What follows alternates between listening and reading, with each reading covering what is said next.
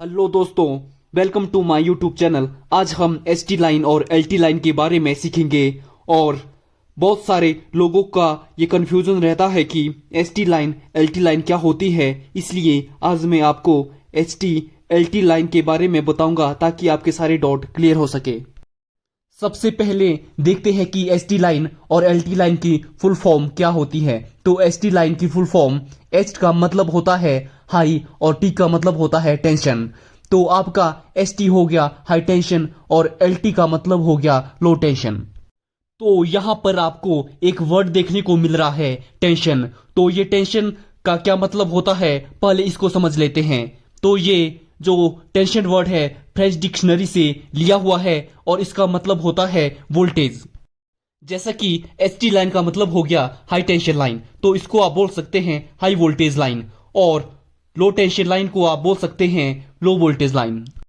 तो कहीं भी आपको बोला जाता है कि यो हाई टेंशन लाइन है या फिर लो वोल्टेज लाइन है, तो समझ आना कि एसटी या फिर एलटी की बात हो रही है। तो अब हम देखते हैं कि वोल्टेज रेंज कितना होना चाहिए। जैसा कि आपका एसटी लाइन है, एलटी लाइन है, तो इसकी वोल्टेज रेंज कितनी होनी चाहिए।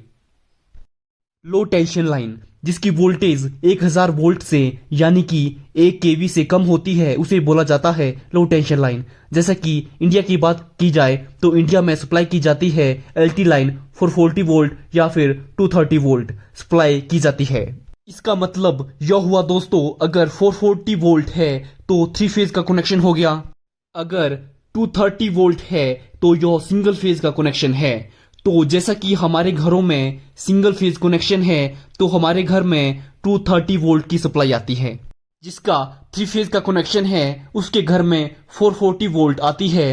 तो एलटी लाइन का जो भी आपको डाउट था आपको लगभग क्लियर हो गया होगा।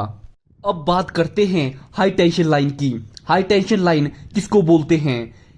11,000 या फिर 11 केवी लाइन या फिर इससे ऊपर की लाइन हो तो उसको बोलते हैं हाई टेंशन लाइन। अब जो आपकी हाई टेंशन लाइन होती है वो कितने केवी तक होती है? तो यह 11 केवी से 33 केवी की लाइन को हम बोलते हैं हाई टेंशन लाइन। तो अब बात कर लेते हैं कि 33 केवी के ऊपर की लाइन को क्या बोला जाता है। तो इसे बोलते हैं ईएसटी, एक्स्ट्रा हाई टेंशन, यानी कि एक्स्ट्रा हाई टेंशन लाइन इसे बोलते हैं।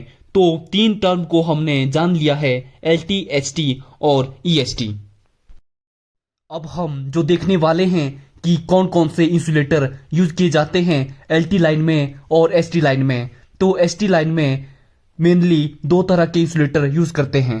एक तो आपका 11 केबी पिन इंसुलेटर यूज हो रहा है। अगर आपकी 22 केबी या फिर 33 केबी की लाइन का पिन इंसुलेटर होगा तो यह थोड़ा बड़ा होगा। दोस्तों, इंसुलेटर की डिटेल्ड वीडियो मैंने पहले ही बना रखी है, आप इसको इजीली मेरे चैनल में देख सकते हैं। इसका क्या साइज होता है सब कुछ इस वीडियो में दिया हुआ है। और दूसरा, हम मेनली डिस्क इंसुलेटर यूज करते हैं। यह 11 केबी डिस्क इंसुलेटर है। अगर 22 केबी 33 केबी की लाइन होगी तो उसमें 2 और 3 डिस्क इंसुलेटर यूज करते हैं। बहुत सारे इंटरव्यू में भी इस तरह के क्वेश्चन पूछे जाते हैं, तो आपको क्लियर हो गया होगा कि हाई टेंशन लाइन में कौन कौन से इंसुलेटर यूज करते हैं। दोस्तों, साथ ही आपको मेरी पिछली video how to identify KVA of transmission line को जरूर देखना चाहिए, इससे भी आपके सभी डाउट क्लियर हो जाएंगे। अब बात करते हैं लो टेंशन लाइन की। तो इसमें भी 2 ही तरह के इंसुलेटर यूज करते हैं। तो सबसे पहले 1.8 केवी का पिन इंसुलेटर यूज किया जाता है और शेकल इंसुलेटर को यूज किया जाता है। इसमें समझने वाली बात यह है दोस्तों, 1.1 केबी के इंसुलेटर की जगह बहुत बार शेकल इंसुलेटर ही क्यों यूज करते हैं? तो इसका कारण यह होता है कि जो आपका शेकल इंसुलेटर होता है उसे हम वर्टिकली और हॉरिजॉन्टली दोनों तरह से यूज कर सकते हैं, बल्कि आपका 1.1 केबी का पिन इंसुलेटर ओनली हॉरिजॉन्टली ही यूज किया जाता है। तो दोस्तों, as per application and as per site requirement के हिसाब से इंसुलेटर का यूज कर सकते हैं। अब दोस्तों, हम देखते हैं कि एसटी लाइन और एलटी लाइन में कंडक्टर कौन सा यूज कर सकते हैं। तो कंडक्टर की बात करें तो हाई टेंशन लाइन में जो सबसे ज्यादा कंडक्टर यूज करते हैं वो होता है रेविड कंडक्टर। दोस्तों, जो सबसे बढ़िया, चीप, परफेक्ट बोला जाता है वो होता है रेविड कंडक्टर, जो आपका ज्यादातर 11 केवी की लाइन में यूज होता है। अब इसकी क्रॉस सेक्शन एरिया की बात कर लेते हैं तो इसका क्रॉस सेक्शन एरिया होता है 50 स्क्वायर mm और इसका करंट कैरिंग कैपेसिटी रहती है 157 एम्पियर। चलिए अब देखते हैं कि लो टेंशन लाइन में सबसे बढ़िया और चीप कौन सा कंडक्टर होता है, तो वह होता है स्क्यूल कंडक्टर और इसका जो साइज होता है वह होता है 20 स्क्वायर mm और इसकी करंट कैरिंग कैपेसिटी की बात की जाए तो वह होती है 89 एम्पियर, जैसा कि आप देख सकते हैं। तो दोस्तों यह बात हो गई सबसे बेस्ट चीप कंडक्टर की जो ज्यादातर 11 केवी में यूज करते हैं, तो वह होता है रेविड कंडक्टर। और बात की जाए एलटी लाइन की तो सबसे बेस्ट और चीप कंडक्टर रहता है वह होता है स्क्यूल कंडक्टर।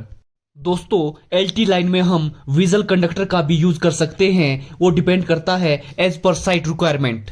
अगर आप बात करें डॉग कंडक्टर की तो 33 केबी की लाइन में आप इसको यूज कर सकते हैं। कहीं कहीं हम इसे 11 केबी 22 केबी में भी यूज कर लेते हैं, बट डॉग कंडक्टर 33 केबी की लाइन के लिए सबसे बेस्ट माना जाता है।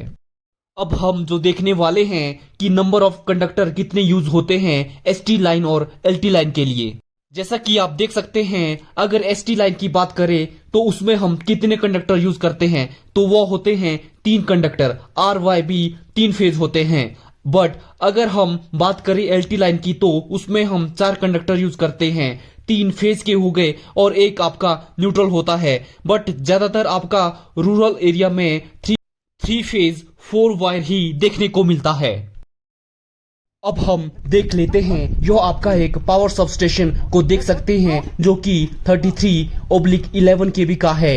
यह आपका 33 केवी को 11 केवी में कन्वर्ट कर रहा है और ये जो 11 केवी की लाइन है इसको हम आगे पोल माउंटेड सब स्टेशन यानी कि डीटीआर स्ट्रक्चर में देते हैं और उसके बाद आपका 11/0.4 केवी पोल माउंटेड सब स्टेशन यानी कि डीटीआर स्ट्रक्चर से आपकी 3 फेज 4 वायर निकलती है जिसे कि हम बोलते हैं एलटी लाइन, जो कि आपके घरों तक पहुंचती है जिसमें कि आपको बिजली का कनेक्शन दिया जाता है। साथ ही अब बात कर लेते हैं कि किसमें ज्यादा फॉल्ट रहता है, तो दोस्तों सबसे ज्यादा फॉल्ट आपका एलटी साइड का होता है, क्योंकि एलटी आपकी डायरेक्ट लोड साइड से कनेक्ट रहती है बट एसटी आपकी डायरेक्ट ट्रांसफॉर्मर को ही आती है। तो कई बार आपने देखा होगा आपकी तार जल जाती है, कुछ और फॉल्ट रहता है, तो यह ज्यादातर एलटी लाइन एलटी साइड के ही फॉल्ट रहते हैं। तो उम्मीद करते हैं दोस्तों आपको यह वीडियो अच्छी लगी होगी। अगर वीडियो अच्छी लगी है तो please subscribe my channel and have a nice day.